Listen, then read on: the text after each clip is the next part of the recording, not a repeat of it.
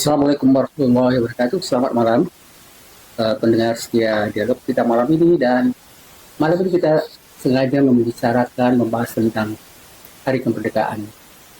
Jadi kemarin kita sebenarnya masyarakat Indonesia sampai ke desa-desa bergembira memperingati Hari Kemerdekaan itu. Tapi di luar itu banyak juga misalnya muncul kritik-kritik pertama sekali terhadap pelaksanaan, baik misalnya tujuan kemerdekaan itu yang sepertinya malah semakin jauh dari yang dikemukakan pada saat kemerdekaan itu. Dan juga misalnya ada masalah yang heboh sekali tentang peraturan yang dikeluarkan oleh Ketua BPIP tentang masalah penggunaan jilbab bagi penyelenggara perempuan atau wanita yang tidak boleh menggunakan jilbab, dan itu menimbulkan kritik yang sangat luar biasa dari masyarakat dan tokoh-tokoh Islam dan juga masyarakat Indonesia umumnya.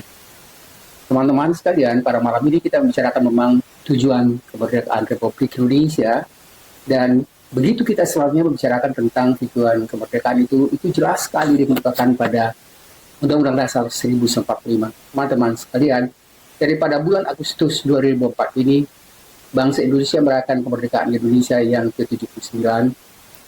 Dan apa sebenarnya yang menjadi tujuan kemerdekaan Indonesia itu?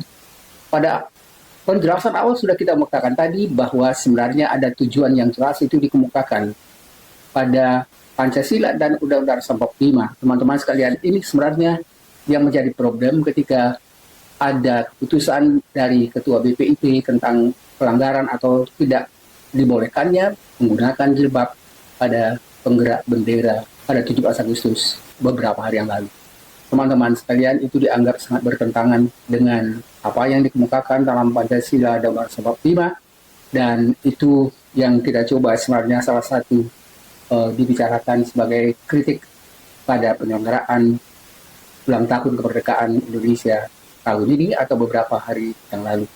Teman-teman sekalian, jadi tadi kita katakan bahwa Pancasila dan 45 adalah sebenarnya tujuan negara itu berlandaskan pada nilai-nilai dasar yang sebenarnya sangat sesuai sekali dengan prinsip-prinsip yang ada dalam ajaran Islam. Dan oleh karena itu, ketika ada misalnya satu kebijakan yang bertentangan dengan itu, pasti saja akan mendapat komentar dan kritik yang luar biasa dari masyarakat. Teman-teman sekalian, kita coba jelaskan sedikit secara ringkas sebenarnya tentang kehidupan berbangsa dan bernegara seperti apa yang diinginkan pada Pancasila dan Undang-Undang Dasar 1945. Dasar kehidupan berbangsa itu jelas sekali, misalnya pada Pancasila dikatakan bahwa ketuhanan yang Maha Esa. Jadi prinsip ini menegaskan bahwa negara Indonesia ini mengakui adanya Allah atau Tuhan yang Maha Esa itu, dan sehingga seluruh aspek kehidupan masyarakat semestinya didasarkan atas bagaimana bermasyarakat, berbangsa, dan bernegara itu harus diselaraskan dengan nilai-nilai agama yang diyakini oleh penduduknya. Apalagi misalnya Islam, karena memang mayoritas Indonesia ini penduduknya adalah warga negara Muslim. Teman-teman sekalian, yang kedua dikatakan di sini misalnya pada kemanusiaan yang adil beradab. Kemanusiaan yang adil beradab itu sebenarnya menjamin setiap warga negara Indonesia memiliki hak azazi manusia yang dihormati dan dilindungi oleh negara. Dan hak azazi manusia itu mendorong terciptanya keadilan sosial bagi seluruh rakyat Indonesia. Teman-teman sekalian, ini juga masalah yang justru kita lihat semakin jauh. Tidak ada terciptanya kesejahteraan, keadilan pada masyarakat, tetapi yang terjadi adalah kesenjangan antara kaya dan miskin, dan sepertinya misalnya tidak ada juga perlindungan terhadap daerah-daerah Indonesia, di mana akhirnya berbagai macam sumber daya alam itu seperti kita jelaskan sebelumnya, yang sekarang juga banyak dibicarakan itu tentang Blok Medan, yang tidak dijadikan sebagai sumber kekayaan untuk masyarakat secara keseluruhan, tapi bisa dimiliki oleh kelompok atau individu tertentu.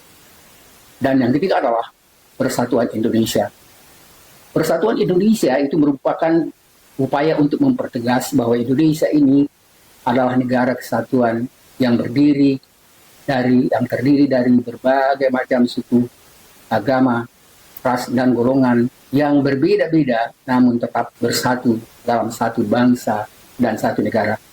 Teman-teman sekalian, kritik yang tajam kemarin terhadap putusan yang dikemukakan oleh Ketua BP itu sebenarnya termasuk Persatuan Indonesia ini yang anehnya seperti tidak dipahami secara baik dan tepat oleh Ketua BP itu karena dia justru mengatakan misalnya perlunya kesatuan dan kesatuan prinsip kesatuan itu sepertinya mengabaikan dan memberikan pembahasan pada penyelenggaraan atau pelaksanaan agama sesuai dengan agama masing-masing.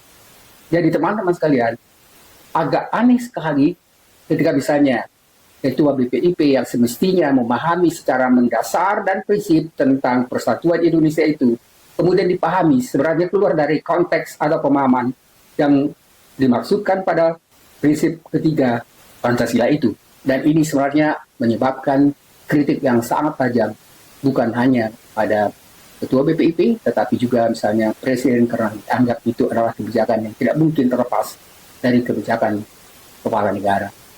Teman-teman sekalian, yang keempat adalah kerakyatan yang dipimpin oleh hikmat kebijaksanaan dalam permusyawaratan dan perwakilan. Prinsip ini sebenarnya menjadikan rakyat semestinya sebagai warga negara yang berdaulat dan mereka memiliki kedaulatan tertinggi dalam negara yang diwujudkan melalui sistem demokrasi. Kalau kita bicara tentang sistem demokrasi, nanti coba kita jelaskan ini sebenarnya pada bagian berikutnya. Bahwa pada demokrasi itu sebenarnya sudah ada dan berkembang 5 abad sebelum Masehi di Yunani. Dan pada apa yang kita sebut dengan demokrasi itu adalah kedaulatan yang berada di tangan rakyat.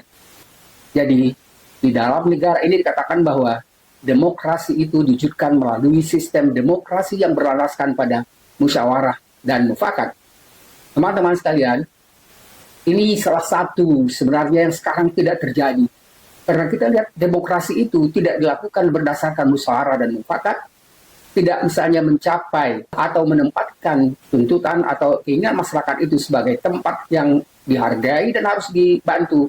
Tapi justru sekarang sebenarnya cukup sepertinya prinsip kerakyatan itu hanya dipimpin oleh beberapa orang. Jadi ketua-ketua partai atau pendukung partai-partai tertentu dan kemudian akhirnya rakyat seperti dipaksa untuk mengikuti apa yang diinginkan oleh atau ditentukan oleh anggota-anggota DPR terutama sekali. Atau DPRD kalau misalnya untuk tingkat provinsi atau DPRD untuk tingkat kabupaten. Teman-teman sekalian, prinsip demokrasi ini sebenarnya sudah keluar dari apa yang diinginkan di dalam prinsip kedaulatan rakyat itu yang semestinya harus dipimpin oleh hikmat kebijaksanaan dalam permusyawaratan dan perwakilan. Sekarang ini justru yang harus dikembalikan kembali pada prinsip dasarnya bagaimana akhirnya yang menentukan kebijakan negara itu tidak hanya ditentukan oleh pihak-pihak pimpinan atasan, tetapi juga itu justru harus bersumber dari masyarakat. Dan ini jelas sekali sekarang yang terjadi misalnya di Jakarta, di mana masyarakat yang menginginkan misalnya supaya salah seorang atau beberapa orang siapapun yang diinginkan rakyat untuk menjadi gubernur itu harus menjadi perhatian bagi partai-partai yang dianggap partai itu sebagai jalan untuk bisa mewujudkan kehendak masyarakat, tapi justru sebenarnya itu tidak dilaksanakan atau tidak terlaksana. Jadi teman-teman sekalian, kita sudah membicarakan sebenarnya 4 prinsip dari Pancasila yang awalnya sejak merdeka itu sebenarnya dibicarakan dan diinginkan menjadi prinsip dasar untuk pelaksanaan demokrasi secara adil.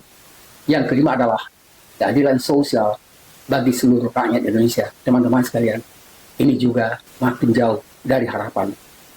Dan ini yang menjadi kritik sangat besar sekali misalnya terhadap keinginan yang dikemukakan pada prinsip keadilan sosial bagi seluruh rakyat Indonesia. Karena ada bagian-bagian yang sudah kita jelaskan pada video sebelumnya. Kita katakan bahwa keadilan sosial bagi seluruh rakyat itu harus diwujudkan dalam bentuk bagaimana kesejahteraan itu bisa dinikmati atau kekayaan negara yang ada dalam sumber-sumber kaya alam itu semestinya harus digunakan sebaik-baiknya, sebesar-besarnya untuk keadilan dan kesejahteraan masyarakat. Dan sekarang justru masyarakat itu lebih banyak sebenarnya mendapat pengaruh negatif atau katakanlah dia sebagai korban dari pembangunan karena akhirnya banyak sekali masyarakat yang tinggal pada sumber daya alam itu akhirnya mereka dipaksa untuk keluar dan kemudian mereka juga kalaupun akan dibayar itu bayar tanah atau apapun yang mereka selama ini sudah kuasai dari nenek moyang mereka, mereka dipaksa keluar dengan bayaran yang tidak sewajarnya. Dan itu teman-teman terjadi di berbagai macam daerah. Ya, mulai dari kemarin misalnya di Rempang ya, kemudian misalnya di IKN, dan ternyata di IKN itu juga kemarin itu juga sempat bicarakan bahwa kepala apa di situ masyarakat di situ saja pun tidak diundang untuk bisa mengikuti perayaan kemerdekaan hari ulang tahun kemerdekaan Indonesia itu di IKN. Jadi sepertinya masyarakat itu tidak boleh ikut karena ada hanya dibatasi bagi masyarakat atau pejabat tinggi yang disetujui atau misalnya direncanakan oleh pemerintah pusat. Teman-teman sekalian, jadi tadi kita katakan bahwa ada 5 prinsip paling tidak kalau memang kita mencoba untuk melaksanakan Pancasila dan Undang-Undang Dasar 1945 itu, kalau coba diupayakan untuk bisa melaksanakannya dengan baik. Teman-teman sekalian, tidak mengharapkan, kalaupun misalnya sekarang dikatakan bahwa Prabowo itu akan melanjutkan kepemimpinan, tapi jangan sampai melanjutkan hal-hal yang sangat negatif itu, karena itu akan menimbulkan masalah besar bagi negara ini. Teman-teman sekalian, sekarang kita sudah melihat begitu banyak kritik-kritik yang berkaitan dengan pelaksanaan selama 2 tahun Presiden Jokowi bertindak sebagai presiden, dan masyarakat tentu mengharapkan adanya perbaikan ke depan. Teman-teman sekalian, jadi Pancasila sebagai dasar negara yang harus diwujudkan dalam Undang-Undang Dasar 1945 sesungguhnya itu mencerminkan komitmen untuk membangun Indonesia sebagai negara yang merdeka, berdaulat, adil dan makmur berdasarkan prinsip-prinsip yang kita kemukakan tadi.